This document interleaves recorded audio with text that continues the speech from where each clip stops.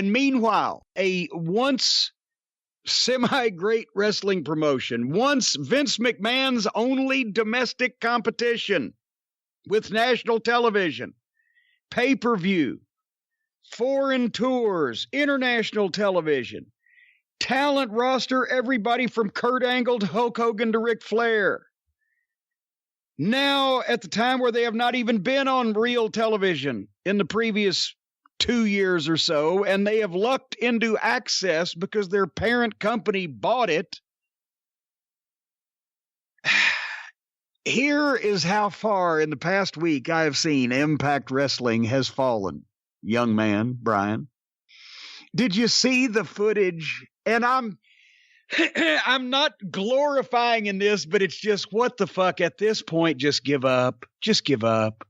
Did you see the footage of Josh Matthews' phone? I did not, no. Apparently, there's the Twitch. Now, Twitch is a way that Impact is on some type of broadcast. It's a big platform. Twitch is a big platform. A lot of gamers use it. I'm sure they do. But the point is, it apparently is not an HD high-tech fucking operation, because they were broadcasting a show of theirs on Twitch from Josh Matthews' cell phone. Oh. Because the clip is from somebody put it up on Twitter. Josh Matthews comes up in front on camera and says, "Hey, I need my phone." And he says something like, we'll get another phone and get the stream back up, but I need my phone. And so they were actually broadcasting from the announcer's cell phone. But I was willing at that point to just say, holy shit, I've done some shoestring things in the past also. I'm sure people can find. I don't know I've ever actually broadcast a show on my phone. I couldn't do that anyway. But then it made the news, and I just had to comment on this. Like I said, can't you just roll over and just die? Can't you just throw your hands up and say, fuck it? Can't you just commit Harry Carey? Not the old baseball announcer, but the form of suicide that we used to hear about when we were kids in the movies. Can't you just what the fuck? They have actually admitted that they have fallen so far on the wrestling totem pole with all these new companies that have come along and sprouted and are prospering in some manner or another, when they've been at this for almost 20 years and have plummeted downwards from pretty much the last 15. They've signed Joey Ryan.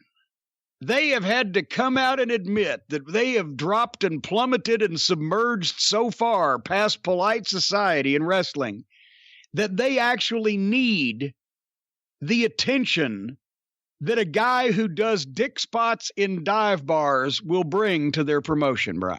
You see, I also look at it the other way. He can't get a contract with anyone to do his dick shtick, and they're the only ones.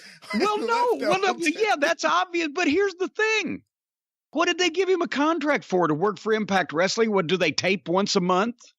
That often? Do they? Maybe a house show here and there, a co-promotion? The point is, it was announced he's still keeping all of his outlaw shows.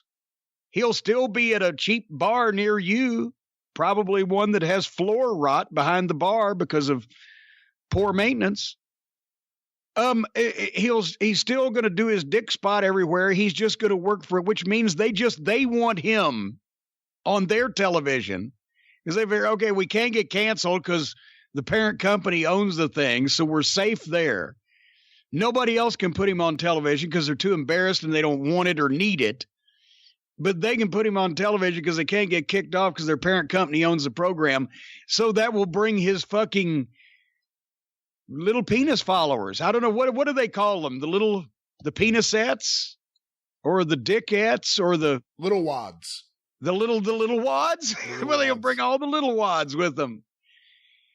That's how bad it is that they need. That's almost like we're going to go ahead and feature in our Broadway play the fucking guy who bites the heads off live chickens at the county fair in Dyersburg, Tennessee.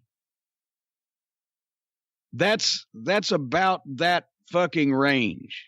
So I just want to say congratulations to Impact Wrestling. You're still alive, but apparently just barely, but you're that fucking desperate. Good Lord. We talked about Impact, I don't remember, maybe last week or 2 weeks ago. And within the last month, we've talked about them on the show. And we went through the lineup of their big show, and I wasn't quite aware of who was there and what was going on, and you weren't either. And I think this kind of sums it up. For the last several years, at least, the only time I hear anything about them or see anything pop up on social media, it's never like, 5 stars, check this out, or this is amazing. It's always like, look what they did now, look who they signed now, look what, look at how. Well, no, and I'm not, no, there's a couple of people there that I hope and pray will somehow find a life raft because they have talent and should be working for a legitimate operation. But when you've just given up and said, okay, we're just going to be a fucking clown show. We're going to be a Saturday Night Live sketch of wrestling. This is a fucking, not a precedent. What's the word? An example that you're setting for. This is the kind of people we're looking for to add to our roster. Else is going to want to, maybe the next guy they can hire is the guy who pumps out my fucking septic tank.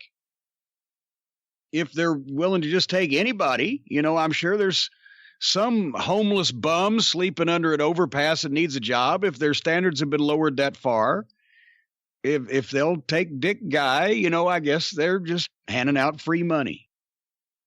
Anyway, that's a popular thing in wrestling nowadays. Yeah. We'll get to that in a minute too.